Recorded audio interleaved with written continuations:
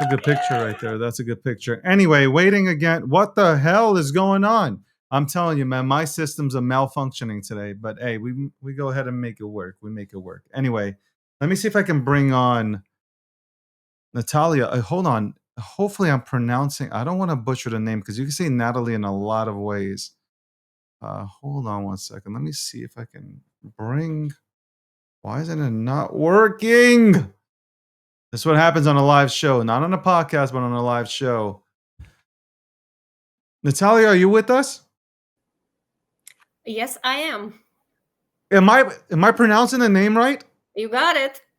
All right. It's nice to meet you again, and I'm happy to have you on. Obviously, on the breakdown, the podcast here. How's everything going on your side? It's going very well. Lots of things to be positive about. Good times. What are you working on now? Like, what are you occupying yourself with now? Well, a lot of things going on. If you know a little bit about me, I'm back in 2016. I co-founded CryptoChicks, which is an educational nonprofit in blockchain and now in AI as well. But today I am a decentralization coordinator at Metis Foundation. So maybe I will tell you a little bit about the key focus of Metis Foundation, and that will explain what I do. So the key focus for us at Foundation is to really drive innovation and the value creation in our ecosystem and beyond. So, when I look at the history of us, we consistently delivered and supported innovative products through, that benefits the whole industry.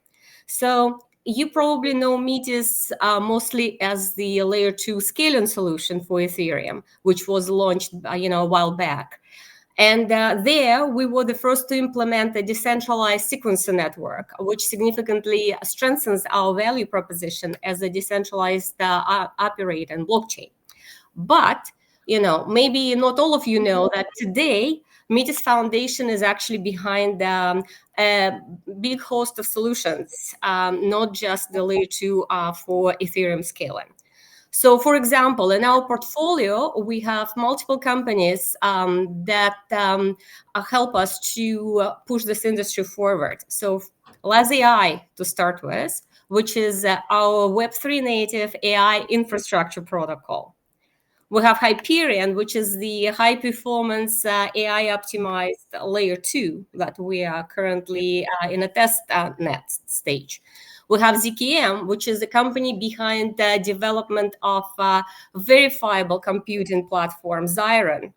And this technology is powering things like ETH proofs and is foundational for verifiable computing tech that we use in our LazyEye protocol. So GOAT is another one that you might have heard about, which is a Bitcoin layer 2.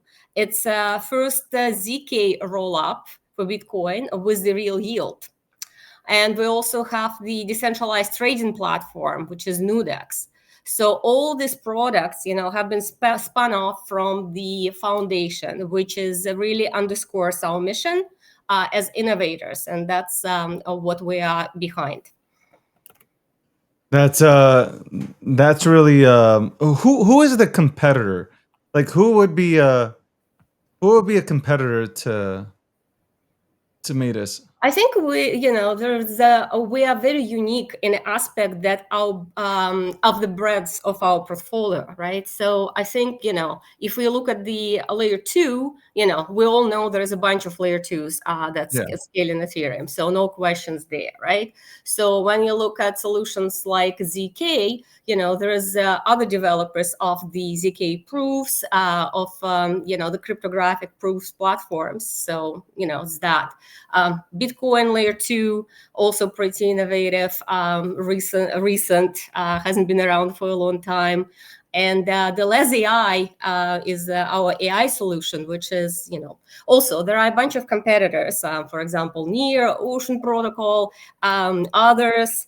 But we try to look at the landscape and position ourselves uniquely and make sure that we take a wholesome approach and address a lot of issues that we see in industry in totality. I want to ask, does the approach of scalability without compromising Ethereum's decentralized ethos, uh, basically, how does Metis approach scalability without compromising Ethereum's decentralized ethos? That was a Um, question that I had. So, I think we are just like many other L2s on a way of progression. There are certain metrics that we have for layer twos that measure the level of decentralization and how effective they are in operating as independent chains, right? I mean, obviously independent in a way that they're still secured by Ethereum, but there needs to be certain independence of the chain where it's not controlled by the foundation, as an example, right?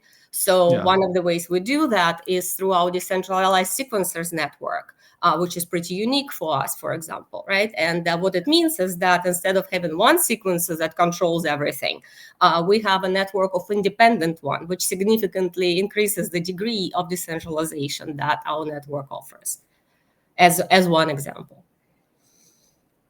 How does Metis handle on-chain data availability versus roll-up cost trade-offs?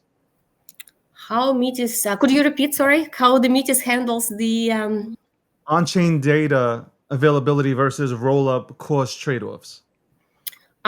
so the in the past, we switched to alternative data availability layer, right? And that's what happened a couple of years ago. And the drive behind that was to really also to innovate and bring the fast and cost-effective solutions for the users, because we were among the first ones who offered transaction cost of under 1 cent, essentially.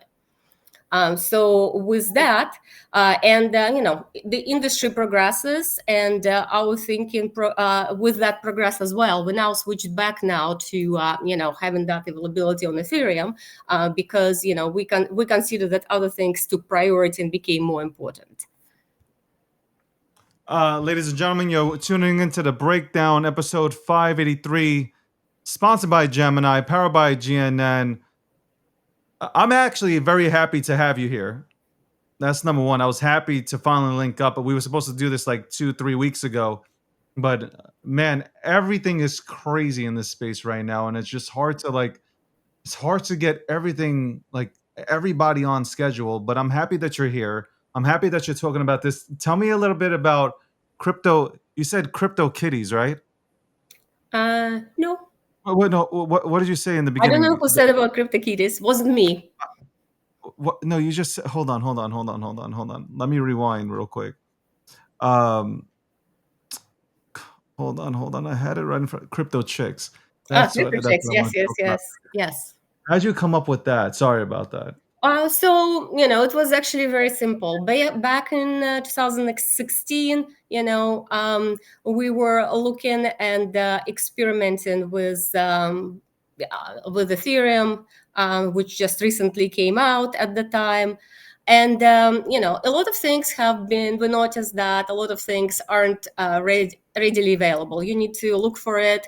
And, we have a joke that we tell all the time that myself and I were trying to install the Ethereum native wallet, Mist, at the time. And it was just spinning, nothing was happening. And we figured that, if us, people with the computer science degrees cannot figure it out, it's pretty brutal for, everyone else. Yeah. And that's how the idea came that we had was that we can help other women to understand it and create a space which would be safe learning space.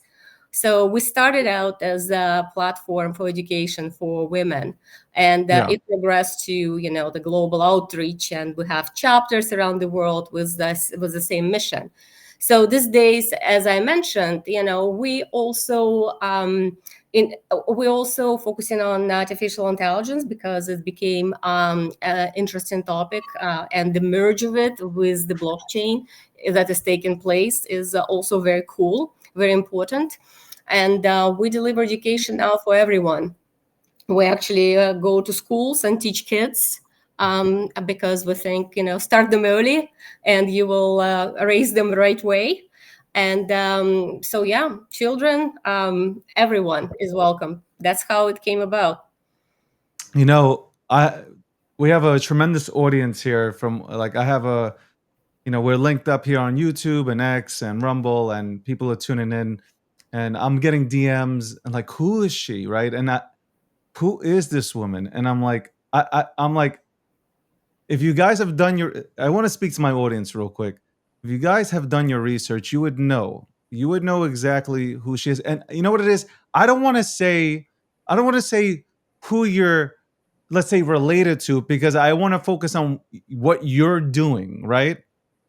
But you mind if I tell them so they can go ahead and all start jumping around and get excited?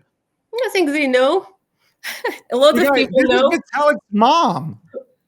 Yes, the Vitalik, the Ethereum thing. Yes, that is Vitalik's mom. So for those who are just tuning in today, I would have, honestly, I would have thought better of you guys. You guys are in crypto 15 hours a day. You should have known right from the start. But I didn't want to say that because, like, I really am interested in what you're building. Like, I really am interested in, like, your entire history here. We already know about your son and what everything he's done and accomplished, in this space. But for me, it's like, the women, my first my second magazine that I put out was about the women in Web3, where, like, I don't want to make this gender specific, but the women in this space don't get a platform and a spotlight to go ahead and showcase how talented they are. And they're like yourself, there are plenty of talented women here that know how to build and create and have helped evolve this crypto ecosystem that we all love. So, like, that's why I wanted to, guys, that's why I wanted to keep it here without bringing in family members and telling you exactly who somebody is. You guys should know better. I just want to go ahead and spank my crowd here real quick. But again, episode 583, the breakdown, powered by Gemini, powered by also GNN. What my biggest question is, what issue do you solve at the end of the day? What issue besides in Web3? Because to me, it's like, okay, it's great that we all build in Web3. Everybody builds in Web3. What are we solving outside of Web3? Like, what issue will you be solving outside of the bubble that we hang out here and call Web3? I think for me is I like focusing my efforts on actually solving something that where I can contribute the most, right? I don't necessarily think it's a bubble. I think it's Web3 changed lives for many people in meaningful way, or whether it was through acquiring a group of people and friends that they met working on a project they're passionate about, whether it's they bought a cool token which went up and it changed their financial outcome, whether it's how they were able to develop as professionals. I think there are many implications and impacts, that positive impacts that this industry had. So I really love it. And I'm trying to focus on improving things that I see in this industry and recently, some adjacent industries, as I mentioned, because we're starting to see a lot of AI development and marriage with Web3 as a very cool outcome. So for me, I'm focusing right now on that part, AI marriage with crypto. And we are really seeing some issues with AI that our latest project that I mentioned, Less AI, is looking to address, right? So, like, very quickly, right? So, for Less AI, right? So, when I think about it, why it was created, right? So, the Less AI, maybe first I will step back and just say what it is. So Less AI is a Web3 native infrastructure protocol.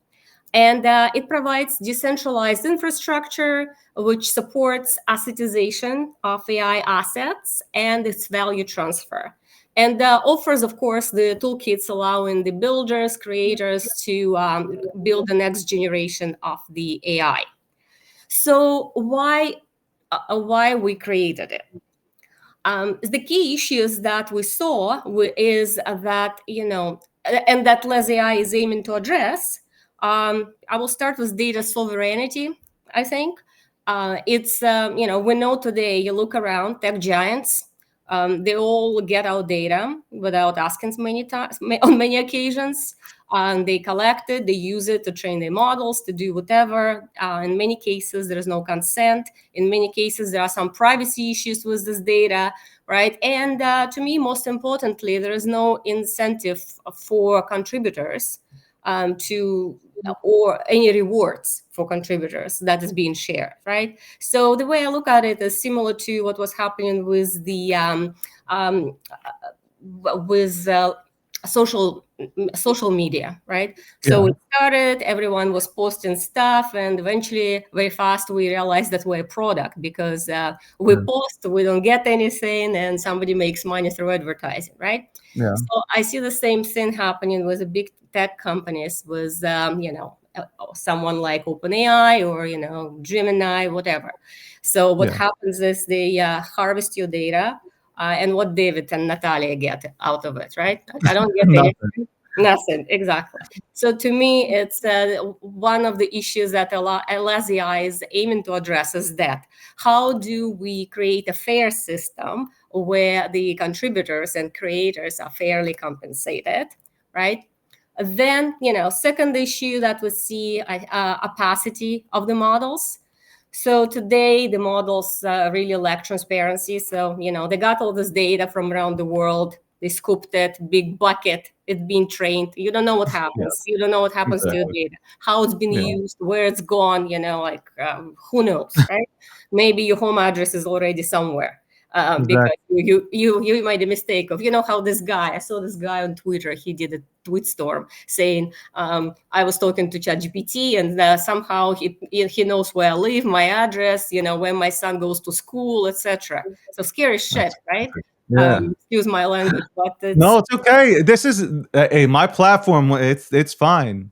Yeah, curse so all it's the time. to me it's absolutely scary. You don't know who's going to show up at your door, right? But that's what happens, and we all know that once AI learns something, it cannot unlearn it.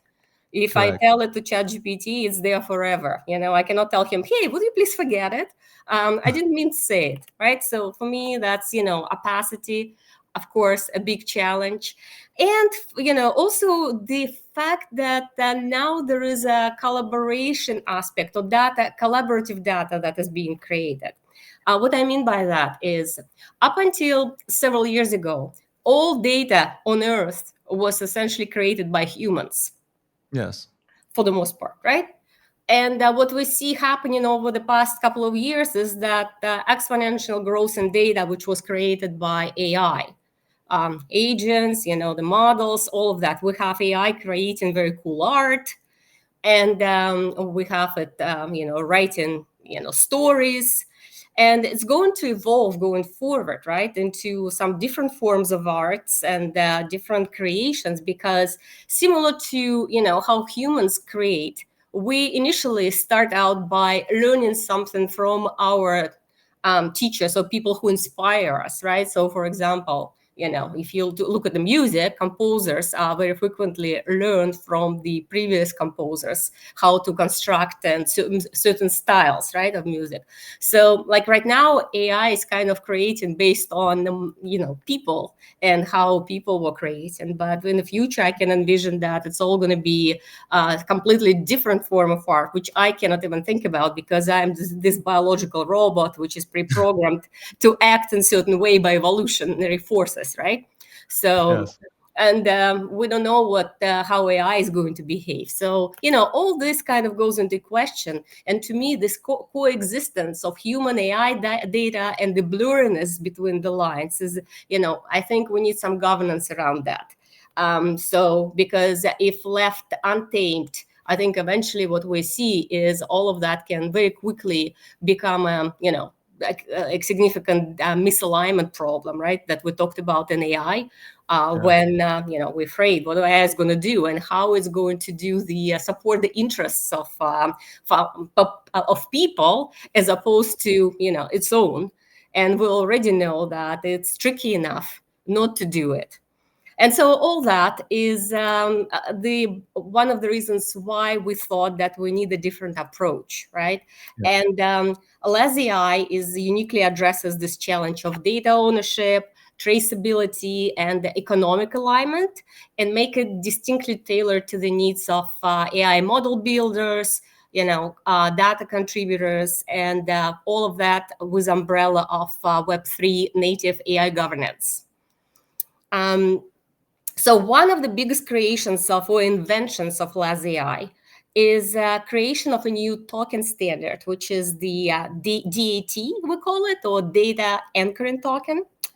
And what it does... DAC, right? Yeah, DAT, exactly. So what it does is it turns your data, like models, outputs, into programmable, traceable AI assets. And each of these DAT represents a piece of data with a history, right? Who contributed it, how it was trained, where it was used, blah, blah, blah. So this basically creates a recorded and verifiable data history on chain. Verifiable being one of the keywords, right? Because we do want to solve this problem of knowing where the data came from and how it's been used.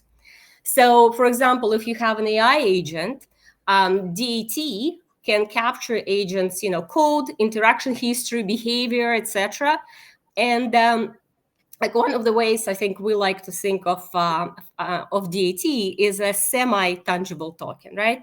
Unlike NFT, right? It's not static, and it grows, Correct. and it grows through interactions. And DAT attracts dynamic data, and this is where the value capture actually happens, right? So interactions between users and DAT drives the value. You can, get your agent, for example, as a DAT.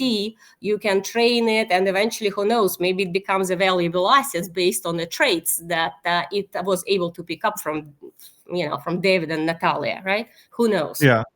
Yeah, so that's is pretty cool. So LASI is pretty cool this way, right? And so it really addresses this issue where the humans or creators today are not really holding any rights and don't have any fair compensation.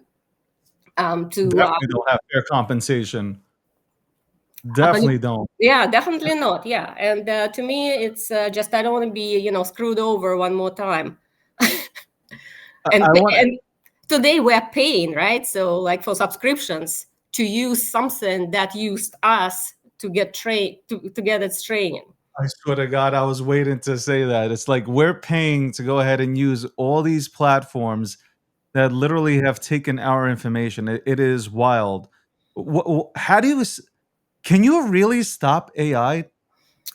Like, can you really stop it? Like, because everybody talks about these safe. Like, you're a brilliant woman. We all know that. Like, how do you? Everybody talks about regulating AI and all this stuff. I hear Elon out there talking about it. They had this whole meeting, and everybody talks about a regulation. But how do you stop AI? Like, have we not watched iRobot and all these movies, the Terminator, where like it, it grows a mind of its own? Like, is there an actual way to stop AI from growing a conscience?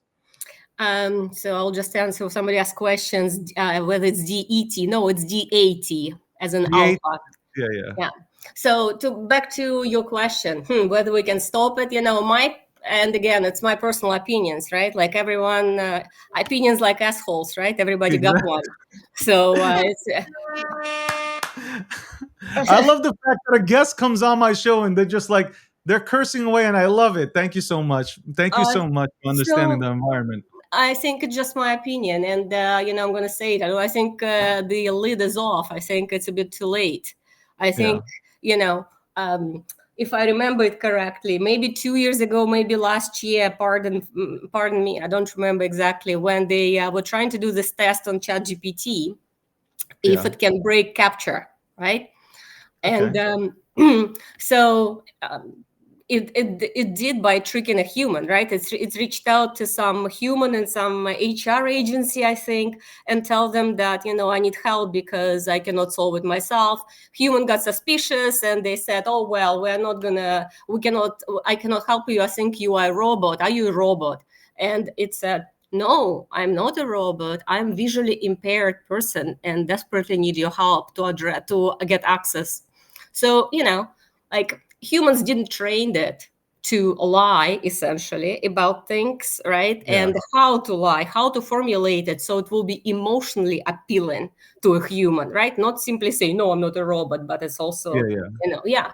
So it's kind of scary to me that it can do it. And this was, as I said, 2 years ago or so. So now it's, who knows? I don't think you can stop it. I think it's just going to keep going and going to keep learning. And if anything, we're moving in opposite direction. Like, look, the companies that used to have this teams which were dealing with safeguarding the AI and kind of Yeah. making sure that AI is safe, they're being dismantled left and right, for cost savings. So because companies prioritize the market share and whatever their pursuits and goals are, and nobody cares about this AI safety anymore, it seems like. I mean, there are some voices. I don't want to just paintbrush everybody with the same thing, Yeah. right? But that's what we see from some of the tech giants that are supposed to be thought leaders in this, right? So Yeah. if that's the case, like, I don't think you can really do that. I think it's just going to unleash, and we have to deal with it. When you hear when you hear protocols, I would say, come out and say they're integrating AI into their protocols, what is your first thought? I have my thoughts, but what is your first thought when somebody says we're putting AI into the equation when we're building out our protocols? I think to me, just it matters what the real intention is, right? So if the intention is to somehow create value additional for the protocol and for users, but it's, how at some point, blockchain become popular and people start adding blockchain to the names of the companies, right? And all of a sudden the ticker, the price was going up through the roof, Exactly. right? So it's kind of, if it's done to that, okay, I'm just going to slap something on top, which looks like an agent and Exactly. look, my token go up and maybe I can make some money on that. Then, I mean, obviously it's not creating any value for anybody except the people who are pumping, right? Is AI a valuable asset for blockchain technology? Is a I think so, because I think it brings the web, we talk for a long time about the web 2 and adoption of web 3, etc. I think AI potentially can be that bridge that increases the adoption, so bringing more web 2 users who are engaged with AI Yeah. onto crypto protocols and into the value creation loop, right? And from there they can learn about DeFi, and the thing continues, right? Do you think AI grew faster than our space? Is it growing faster due to our space? No, no, no. Do you think if you compare our two spaces, our industry Mm-hmm. and AI, which they're kind of linked up now, but do you think AI has outpaced us in a smaller time frame? I think Like, so. was it due to regulation, like the regulations that was strapped on I to where people stopped innovating? I think, we have several issues there, the way I see it, and definitely regulation is one of the issues because, when people are afraid to, visit certain countries because, they don't know what's going to happen. It's or create a product that because it may be considered security, God forbid. Yeah. So a lot of people just said, I'm not going to do it. It's not worth the risk. I have family, I have friends. I don't want to go to jail for 2 lifetime you know but Imagine but I'm going to go to jail for trying to create something that's revolutionary that can, a lot of potentially people, solve David, real thought use. this way. A lot of people thought this way, right? Talk about it to all the people that ended up in jail through the history. Exactly. Yeah.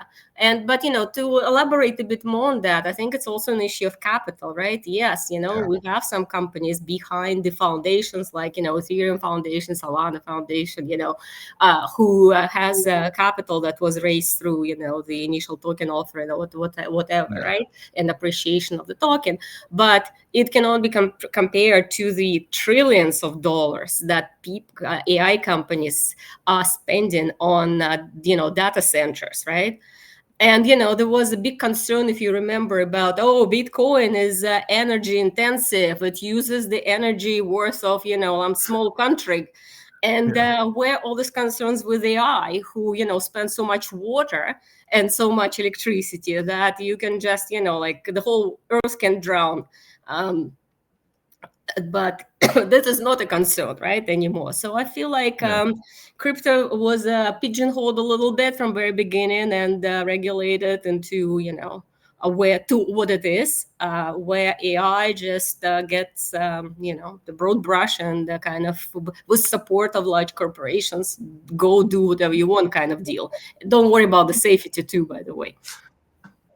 Welcome to the breakdown, episode 583, sponsored by Gemini. Thank you, Gemini, for sponsoring the show. Again, click the link. Trade $1,000 in crypto, get $100 in Bitcoin.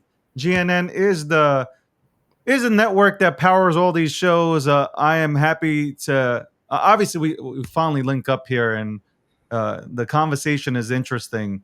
For me, especially when I have these conversations about how AI and blockchain can go ahead and work together. Most of the reason why I asked you that question is because a lot of people come out with it, and it's just like we're putting AI into our protocol, okay, and what is it exactly doing? And there's no answer. It's just like we're just integrating AI.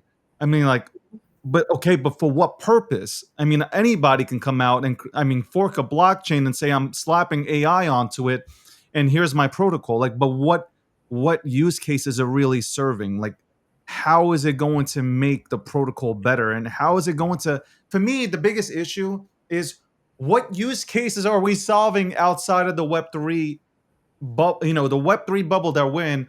What is it solving in the Web2 world? Like Ethereum is solving a lot of things, right? Ethereum is out there solving a lot of issues. A lot of major corporations and institutions are now taking to it, and they're building on it. What are you solving? Is the biggest question for me. Give me something and allow me to buy into it. I want to go and buy into something, but don't just slap something on it and then try to sell me on something that absolutely is never going to go ahead and take off. That I think that's really, I think we have, from the ICO era, I think a lot of us have brain damage, and we're a little bit already, we're numb to all these new innovations, right? We want to, like, you're technical, you explain it down to, but then when you yourself, you know every coding language. You're talking to us, and we don't like, a lot of people want it to be explained into layman's terms. We need to have, we need to find a way that we can go ahead and explain all this stuff that's being created to where the normie that's trying to come into this industry understands it. Because right now, what's happening. I'm sure you've seen it. Memes are what you're laughing, but it's memes that are bringing people into this space. People are rushing in, and they're, because Bobby from next door, he told me, "Hey, I made $1 million in 3 days on a token called XYZ Inu. I think you should go into it." I've But always stated, though, I think memes are a great way to enter the space. I think it's relatable, but ultimately, I want to show off the technology that we do have here. yeah, and that's the situation with memes. It's also what brings a bad name, because when this meme token is going to crash and burn, because not all of them are successful and surviving, like Doji for a very long time, as an example. Forgive me, Doji, for calling you meme token. But when it's all crash and burns, people turn around and they don't look in the mirror, but they look at, oh my goodness, it's the blockchain, it's these people to blame because I lost now all my money. So I think it's also, upon us to educate people that yes, it's great, but don't take a mortgage on your house to buy the next bonk token or whatever it is. So as a one thing, right? And I think another thing is making, like, you touched on a very important point, how it's important to speak to people in a language that they understand. But I think also it's important to create the tools which has the user interfaces which are human and not designed for some robot who is spend all his life in a basement coding things, right? It's like you want to go for people, and even the best companies who try to do very well with the UX, etc., still we're using the terms which are pervasive in our industry. But if somebody from the outside comes in, they're just like, what, now I need to breach something? What the hell is this? Where do I go? How do I do that?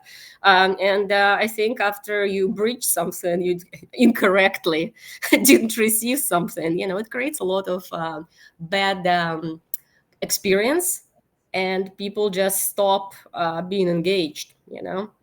Too tough, too tough. 100%. I agree with that. And I enjoyed this conversation. I hope I can bring you back even next month to go Don't ahead and hope, just. do. Okay, listen, you're busy. Hey, you're a busy woman. I mean, I would love to I will bring you find back. the time for you. I'll find the time for you, David. I appreciate that, and it's definitely nice meeting you in person. Like you, and uh, you know, definitely really like really really nice personality, and I hope that you just continue to build out all this stuff. It's really cool to watch, and obviously for those who don't know, obviously your son is a tremendous talent, and I'm big ETH Maxi here, so watching him, I remember something that he said at Blockchain Futurist, which was, Satoshi had a vision to make, to do peer to peer transactions.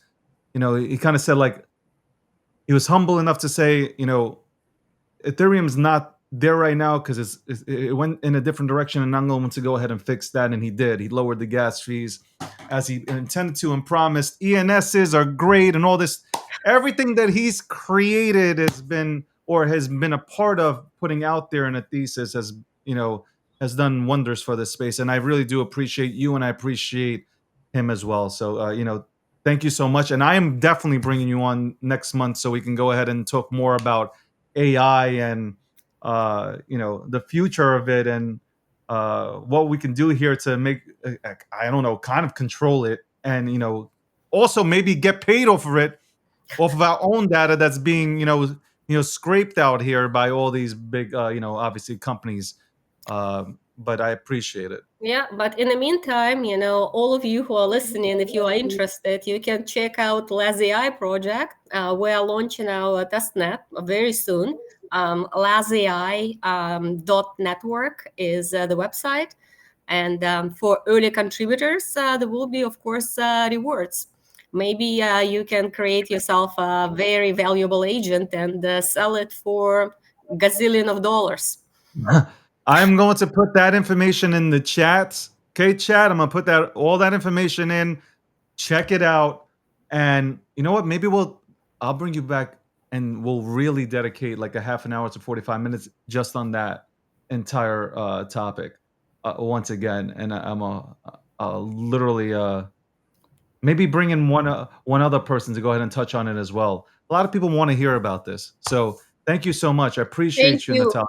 Yeah, thank you for having me. And to the crowd, thank you very much for your comments. And I love you.